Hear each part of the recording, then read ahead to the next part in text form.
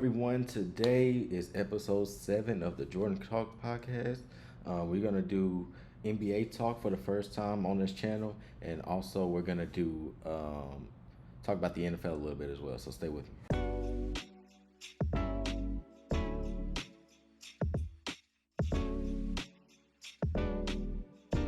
Hello, everyone. Welcome back. I hope everybody had a great week. And today we're going to talk some sports. The first topic I want to talk about right now is Jason Tatum. Jason Tatum claimed on a podcast, on Taylor Rick's podcast, that he was the best player in the NBA right now.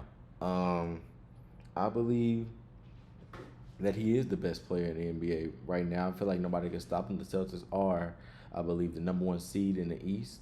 When you look at Jason Tatum, he's averaging 27 points, about 9 rebounds, and 5 assists. He's ninth in the league in points per game. And I feel like Tatum is now in a part of the season where he's just going to dominate every game. We'll see how things get to the get when it's in the playoffs. Because things do change when playoffs start, especially in the NBA. But for right now, I do say that he is the best player in the league. I feel like nobody is really contesting to him. If you want to think of anyone in the East that really can, it could be Joel Embiid, but Joel Embiid is out right now.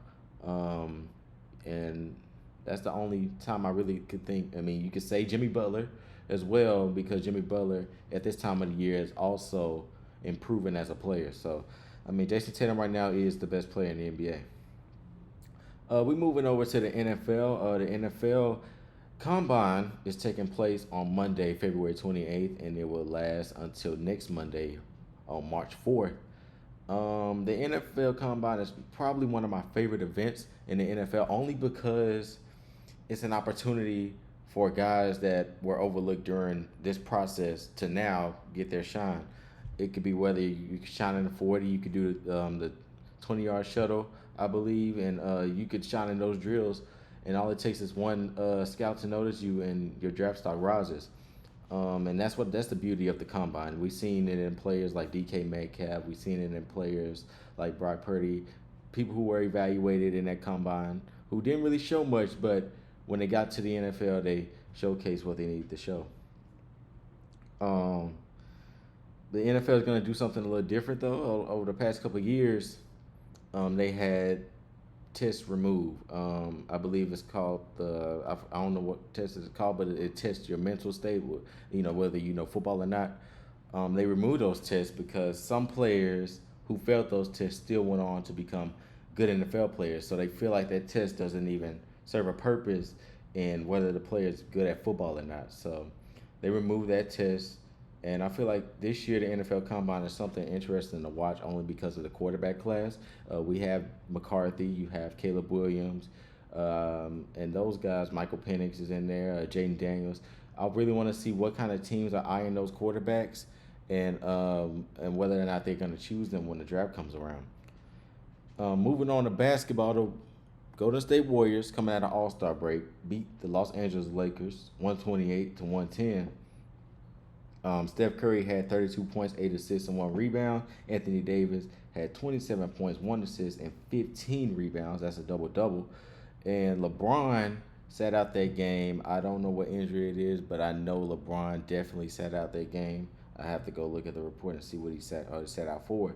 But Warriors beat the Lakers. Last time the Lakers visited the Warriors, it ended with the Lakers winning in a close battle.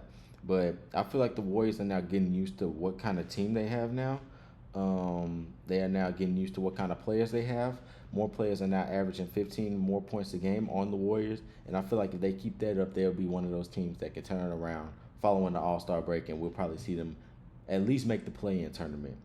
As far as the Lakers, I believe the Lakers should still thrive in the NBA in this NBA season, but it's going to take a lot. LeBron and Anthony Davis are going to one of them will at least have to drop at least 25-plus points a night in order for the Lakers to win. I feel like they're in a position where now they can win out, and they can also get probably a top 6 seed. I'm predicting a top 6 seed because I feel like the Lakers are still a good team with LeBron and Davis being healthy, and also Austin Reeves and the other supporting cast. We're going to stay in the NBA. We have the Mavericks beating the Suns out of All-Star break. The Mavericks beat the Suns 123 to 113. And Luka Doncic had 41 points, 11 assists, and 9 rebounds. Kyrie had 29 points, 3 assists, and 5 rebounds. And Bradley Beal was absent from that game.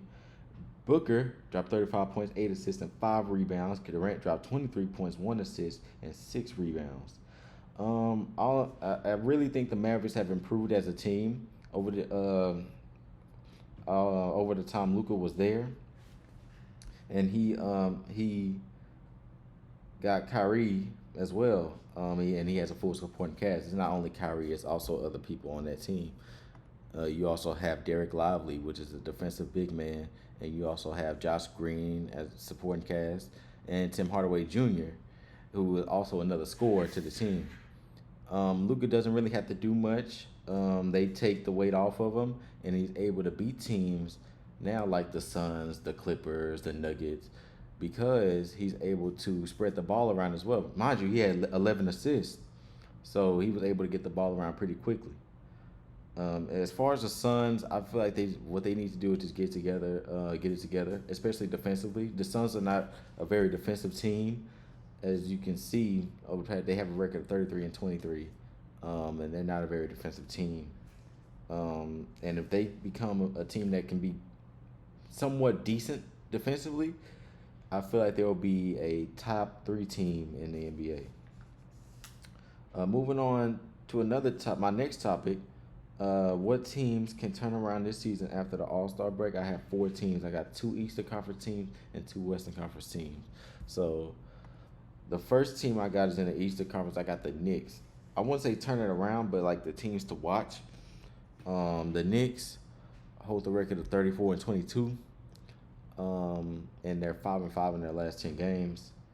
I feel like the Knicks can now make the run that they had last year, if not even better, only because Jalen Brunson is now getting more players to help him support. I heard there was a trade with the Raptors. They had OG and also other players. And the Heat is also another team that I think can make a spark in this part of the season. You see Jimmy Butler. You see the type of team he has. Basically the same team from last year. They can still make that run. They done it last year. They went through the play-in, but this time I believe that they can capture probably a top 6 seed in the Eastern Conference. Going on to the West, the Warriors, I believe, are a team to watch because they are now getting, like I said, they're getting the idea of what kind of team they are, what kind of offense, what kind of scores they have. My fault. The Warriors, they won 8 out of their last 10. They just beat the Hornets last night recently. I don't know the score to that one, but they're the team to watch in the West, and I feel like they can probably get a play-in spot. If not, they could probably get it in at the 9th or 10th seed. Going on to the Thunder. The Thunder has always been a team to watch during this season. They have been the most surprising team this season, along with maybe the Timberwolves. But the Thunder, I feel like, can make a playoff run maybe to the semifinals or the conference finals and probably do something good. You see Shai Gilgeous-Alexander, you see Josh Giddey, you see Jay Williams. They're all great scorers, and they're young. They're a very young team, and they can get out there and run guys off the court. So I feel like the Thunder is a team, out of all these teams I just named, that could be the ones to watch this season. All right, guys. As I get to the end of this podcast, I would like to tell you to like and subscribe. These are all the topics I'm talking about today. I will come back with a podcast next week, and I hope you guys have a great rest of your day. I'm out.